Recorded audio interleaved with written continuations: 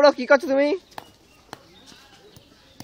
ও বুড়ো কি করছো? আর ইয়ং দাদু কি করছো দাদু? কি কাজ হচ্ছে এখন? ওই করো বুঝলো, তোমার খাই দিয়ে কাজ নেই, তুমি রেলিং করে যাও, সারা জীবন ধরে রেলিং করে যাও। যবে তো বাড়ি তখন তো দেখছি রেলিং করেই যাচ্ছ তুমি।